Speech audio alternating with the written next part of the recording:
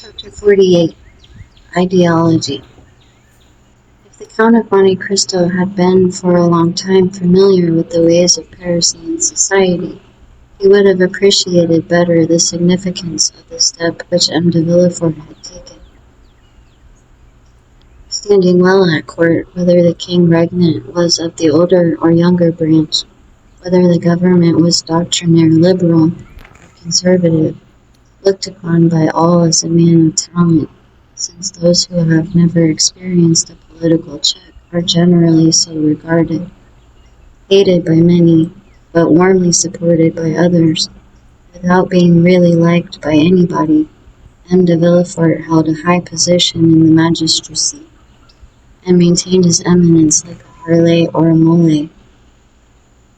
His drawing-room, under the regenerating influence of a young wife and a daughter by his first marriage, scarcely 18, was still one of the well-regulated Paris salons where the worship of traditional customs and the observance of rigid etiquette were carefully maintained.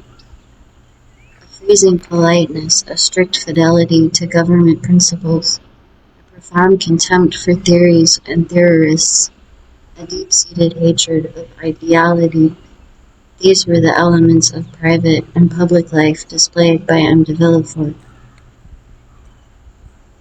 M. de Villefort was not only a magistrate, he was almost a diplomatist. His relations with the former court, of which he always spoke with dignity and respect, made him respected by the new one, and he knew so many things that not only was he always carefully considered, but sometimes consulted. Perhaps this would not have been so had it been possible to get rid of M. de Villefort, but, like the feudal barons who rebelled against their sovereign, he dwelt in an impregnable fortress. This fortress was his post as king's attorney, all the advantages of which he exploited with marvelous skill, and which he would not have resigned but to be made deputy, and thus to replace neutrality by opposition. Ordinarily, M. de Villefort made and returned very few visits. His wife visited for him, and this was the received thing in the world, where the weighty and multifarious occupations of the magistrate were accepted as an excuse for what was really only calculated pride, a manifestation of professed superiority. In fact, the application of the axiom, pretend to think well of yourself, and the world will think well of you. An axiom 100 times more useful in society nowadays than that of the Greeks, know thyself, a knowledge for which in our days we have substituted the less difficult and more advantageous science of knowing others. To his friends, M. de Villefort was a powerful protector. To his enemies, he was a silent but bitter opponent.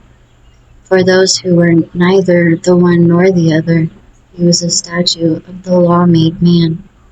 He had a haughty bearing, a look either steady or impenetrable, or insolently piercing and inquisitorial. 4 successive revolutions had built and cemented the pedestal upon which his fortune was based. M. de Villefort had the reputation of being the least curious and the least wearisome man in France. He gave a ball every year, at which he appeared for a quarter of an hour only, that is to say, 45 minutes less than the king is visible at his balls. He was never seen at the theaters, at concerts, or in any place of public resort.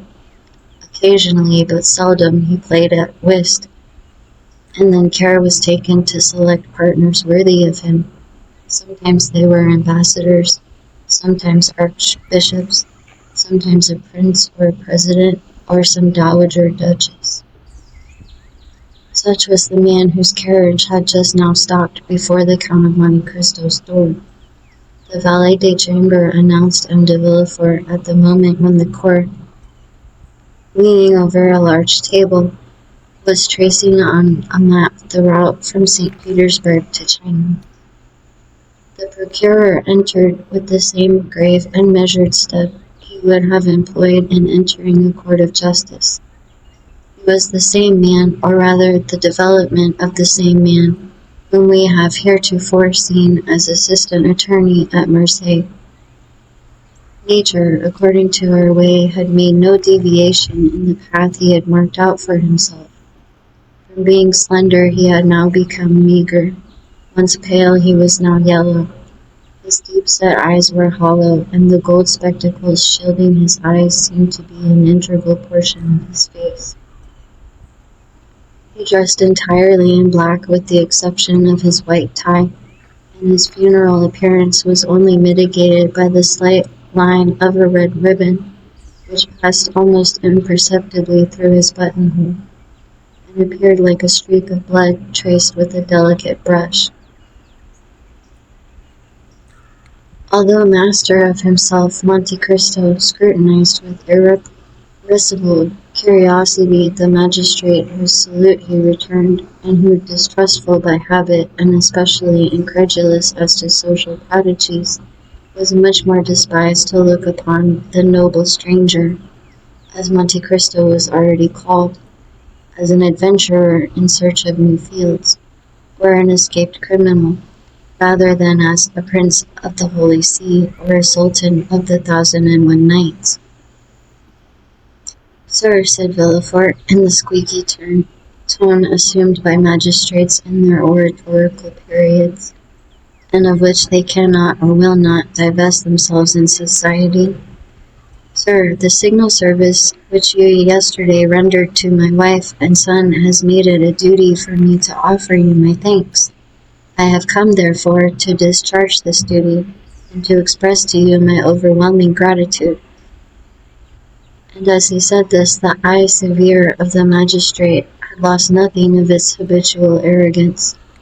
He spoke in a voice of the Procureur General, with the rigid inflexibility of neck and shoulders, which caused his flatterers to say, as we have observed before, that he was the living statue of the law. "Monsieur," replied the Count with a chilling air, "I am very happy to have been the means of preserving a son to his mother, for they say that the sentiment of maternity is the most holy of all, and the good fortune which occurred to me, monsieur, might have enabled you to dispense with a duty which, in its discharge, confers an undoubtedly great honor, for I am aware that M. de Villefort is not usually lavish of the favor which he now bestows on me, a favor which, however estimable, is unequal to the satisfaction which I have in my own consciousness." Villefort, astonished at this reply, which he by no means expected, started like a soldier who feels the blow levelled at him over the armor he wears, and a curl of his disdainful lip indicated that, from the moment he noted in the tablets of his brain that the Count of Monte Cristo was by no means a highly bred gentleman. He glanced around in order to seize on something on which the conversation might turn, and seemed to fall easily on a topic. He saw the map which Monte Cristo had been examining when he entered, and said, "You seem geographically engaged, sir. It is a rich study for you, who, as I learn, have seen as many lands as are delineated on this map." "Yes, sir," replied the Count, "I have sought to make of the human race, taken the mass, what you practice every day on individuals, a physiological study. I have believed it was much easier to descend from the whole to a part than to ascend from a part to the whole. It is an algebraic axiom which makes us proceed from a known to an unknown quantity, and not from an unknown to a known. But sit down, sir, I beg of you." Monte Cristo pointed to a chair, which the procureur was obliged to take the trouble to move forwards himself, while the Count merely fell back into his own, on which he had been kneeling when M. Villefort entered. Thus the Count was halfway turned towards his visitor, having his back towards the window, his elbow resting on the geographical chart which furnished the theme of the conversation for the moment, a conversation which assumed, as in the case of the interviews with Danglars and Morcerf, a turn analogous to the persons, if not to the situation. "Ah, you philosophize," replied Villefort after a moment's silence, during which, like a wrestler who encounters a powerful opponent, he took breath. "Well, sir, really, if, like you, I had nothing else to do, I should seek a more amusing occupation."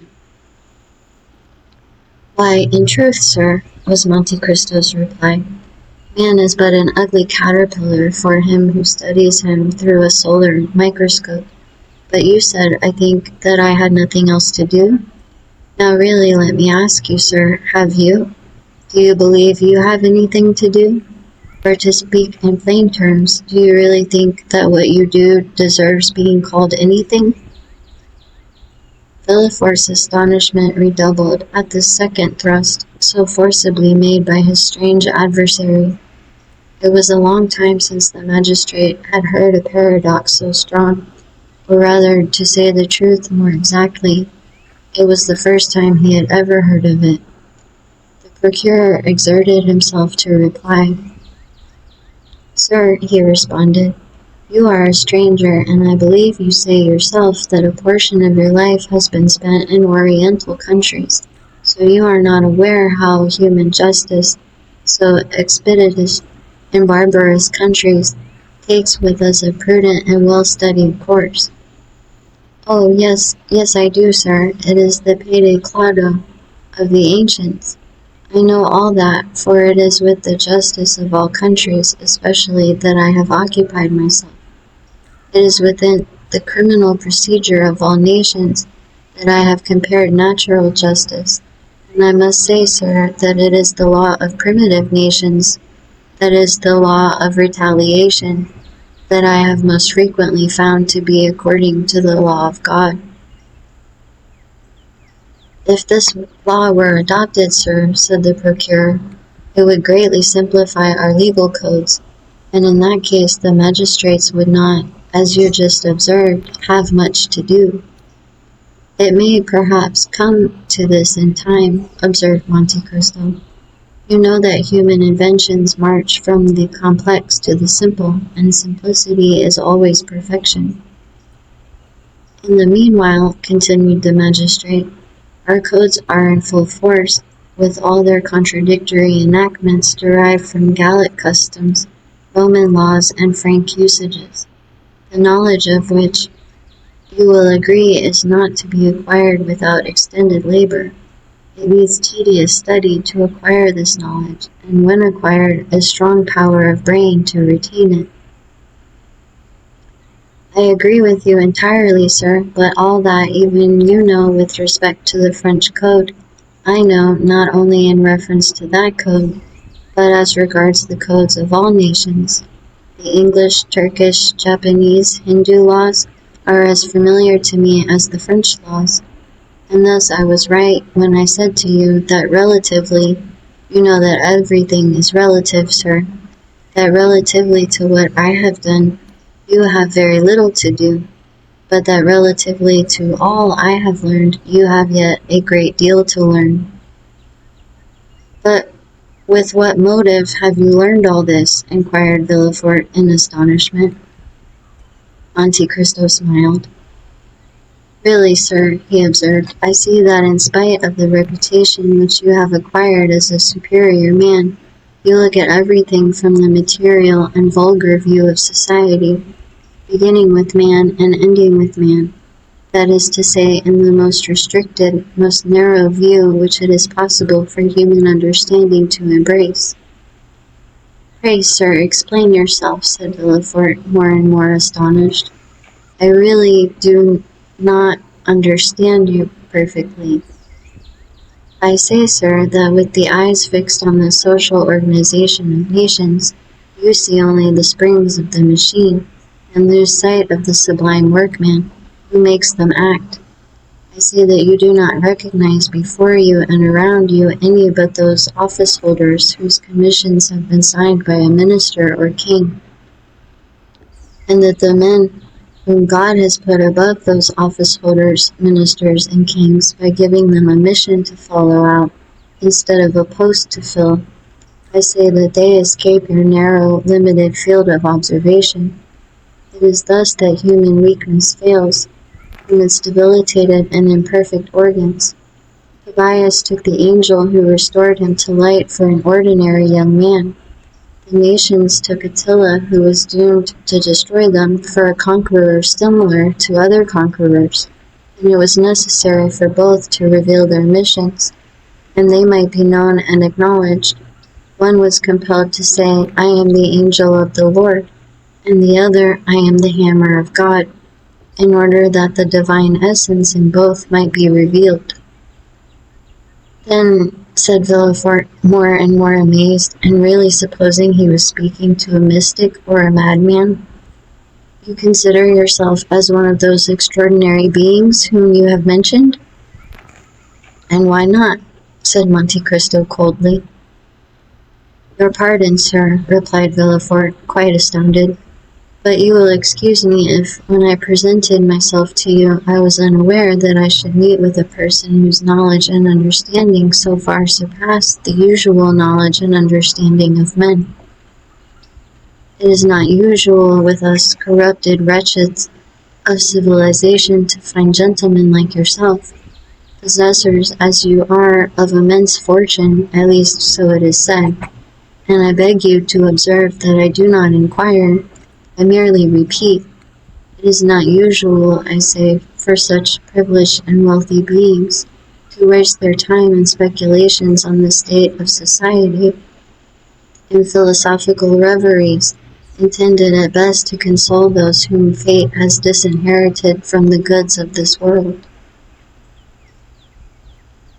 Really, sir, retorted the Count, have you attained the eminent situation in which you are without having admitted, or even without having met, expectations?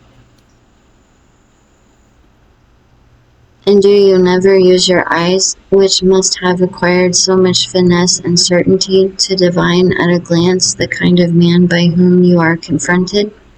Should not a magistrate be not merely the best administrator of the law, but the most crafty expounder of the chicanery of his profession, a steel probe to search hearts, a touchstone to try the gold which in each soul is mingled with more or less of alloy? Sir, said Villefort, upon my word you overcome me. I really never heard a person speak as you do. Because you remain eternally encircled in a round of general conditions, and have never dared to raise your wings into those upper spheres which God has peopled with invisible or exceptional beings. And you allow then, sir, that spheres exist, and that these marked and invisible beings mingle amongst us? Why should they not? Can you see the air you breathe, and yet without which you could not for a moment exist? Then we do not see those beings to whom you allude? Yes, we do. You see them whenever God pleases to allow them to assume a material form. You touch them, come in contact with them, speak to them, and they reply to you. Ah, said Villefort, smiling, I confess I should like to be warned when one of these beings is in contact with me. You have been served as you desire, monsieur, for you were warned just now, and I now again warn you. Then you yourself are one of these marked beings? Yes, monsieur, I believe so, for until now, no man has found himself in a position similar to mine. The dominions of kings are limited either by mountains or rivers, or a change of manners or an alteration of language. My kingdom is bounded only by the world, for I am not an Italian or a Frenchman or a Hindu or an American or a Spaniard. I am a cosmopolite. No country can say it saw my birth. God alone knows what country will see me die. I adopt all customs, speak all languages. You believe me to be a Frenchman, for I speak French with the same facility and purity as yourself. Well, Ali, my Nubian, believes me to be an Arab. Bertuccio, my steward, takes me for a Roman. Haiti, my slave, thinks me a Greek. You may therefore comprehend that being of no country, asking no protection from any government, acknowledging no man as my brother, not one of the scruples that arrest the powerful, or the obstacles which paralyze the weak, paralyzes or arrests me. I have only two adversaries. I will not say two conquerors, for with perseverance I subdue even them. They are time and distance. There is a third, and the most terrible, that is my condition as a mortal being. This alone can stop me in my onward career, before I have attained the goal at which I aim. For all the rest I have reduced to mathematical terms. What men call the chances of fate, namely ruin, change, circumstances, I have fully anticipated, and if any of these should overtake me, yet it will not overwhelm me. Unless I die, I shall always be what I am, and therefore it is that I utter the things you have never heard, even from the mouths of kings. For kings have need, and other persons have fear of you. For you, who is there who does not say to himself, in a society as incongruously organized as ours, perhaps some day I shall have to do with the king's attorney? But can you not say that, sir? The moment you became an inhabitant of France, you are naturally subjected to the French law. I know it, sir, replied Monte Cristo. But when I visit a country, I begin to study, by all the means which are available, the men from whom I may have anything to hope or to fear, till I know them as well, perhaps better, they know themselves. It follows from this that the king's attorney, be who he may, with whom I should have to deal, would assuredly be more embarrassed than I should. That is to say, replied Villefort with hesitation, that human nature being weak, every man according to your creed has committed faults. Faults or crimes, responded Monte Cristo with a negligent air. And that you alone, amongst the men whom you do not recognize as your brothers, for you have said so, observed Villefort in a tone that faltered somewhat. You alone are perfect? No, not perfect, was the Count's reply. Only impenetrable, that's all. But let us leave off this strain, sir, if the tone of it is displeasing to you. I am no more disturbed by your justice than are you by my second sight. No, by no means, said Villefort, who was afraid of seeming to abandon his ground. No, by your brilliant and almost sublime conversation you have elevated me above the ordinary level. We no longer talk, we rise to dissertation. But you know how the theologians with their collegiate chairs and philosophers in their controversies occasionally say cruel truths. Let us suppose for the moment that we are theologians in a social way, or even philosophically, and I will say to you, rude as it may seem, my brother, you sacrifice greatly to pride. You may above others, but above you there is God. Above us all, sir, was Monte Cristo's response, in a tone and with an emphasis so deep that Villefort involuntarily shuddered. I have my pride for men, serpents always ready to threaten everyone who would pass without crushing them underfoot. But I lay aside that pride before God, who has taken me from nothing to make me what I am. Then, Count, I admire you, said Villefort, who for the first time in this strange conversation used the aristocratic form to the unknown personage, whom until now he had only called Monsieur. Yes, and I say to you, if you are really strong, really superior, really pious or impenetrable, which you were right in saying amounts to the same thing, then be proud, sir, for that is the characteristics of predominance. Yet you have unquestionably some ambition. I have, sir. And what may it be? I too, as happens to every man once in his life, have been taken by Satan into the highest mountain in the earth, And where there he showed me all the kingdoms of the world. And as he said before, so said he to me, Child of earth, what wouldst thou have to make thee adore me? I reflected long, for a gnawing ambition had long preyed upon me, and then I replied, Listen, I have always heard of Providence, and yet I have never seen him, or anything that resembles him, or which can make me believe that he exists. I wish to be Providence myself, for I feel that the most beautiful, noblest, most sublime thing in the world is to recompense and punish. Satan bowed his head and groaned. You mistake, he said. Providence does exist. Only you have never seen him, because the child of God is as invisible as the parent. You have seen nothing that resembles him, because he works by secret springs and moves by hidden ways. All I can do for you is to make you one of the agents of that providence. The bargain was concluded. I may sacrifice my soul, but what matters it, added Monte Cristo. If the thing were to do again, I would again do it. Villefort looked at Monte Cristo with extreme amazement. Count, he inquired, have you any relations?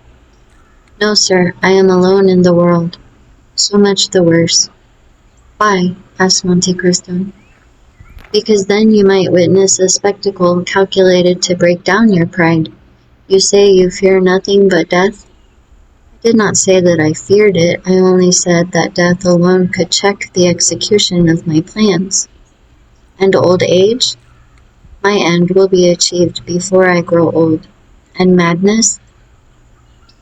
I have been nearly mad, and you know the axiom non bis in idem. It is an axiom of criminal law, and consequently you understand its full application. Sir, continued Villefort, there is something to fear besides death, old age, and madness. For instance, there is apoplexy, that lightning stroke which strikes but does not destroy you, and yet which brings everything to an end. You are still yourself as now, and yet you are yourself no longer. You who, like Ariel, verge on the angelic, but are but an inert mass, which, like Caliban, verges on the brutal, and this is called in human tongues, as I tell you, nothing more, nothing less than apoplexy. Come, if you so will, Count, and continue this conversation at my house. Any day you may be willing to see an adversary capable of understanding and anxious to refute you, and I will show you my father, M. Nordier de Villefort, one of the most fiery Jacobins of the French Revolution. That is to say, he had the most remarkable audacity, seconded by a most powerful organization. A man who has not, perhaps, like yourself, seen all the kingdoms of the earth, but who has helped to overturn one of the greatest. In fact, a man who believed himself, like you, one of the envoys, not of God, but of a supreme being, not of providence, but of fate. Well, sir, the rupture of a blood vessel on the lobe of the brain has destroyed all this, not in a day, not in an hour, but in a second. M. Nordier, who on the previous night was the old Jacobin, the old senator, the old Carbonaro, laughing at the guillotine, the cannon, and the dagger.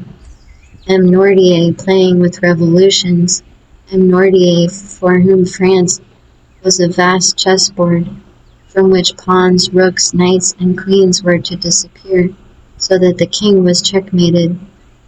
M. Nordier, the redoubtable, was the next morning poor M. Nordier, the helpless old man, at the tender mercies of the weakest creature in the household, that is, his grandchild Valentine, a dumb and frozen carcass, in fact, living painlessly on, that time may be given for his frame to decompose without his consciousness of its decay.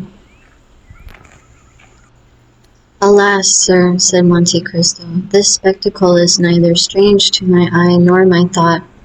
I am something of a physician, and have, like my fellows, sought more than once for the soul in living and in dead matter. Yet, like Providence, it has remained invisible to my eyes, although present to my heart.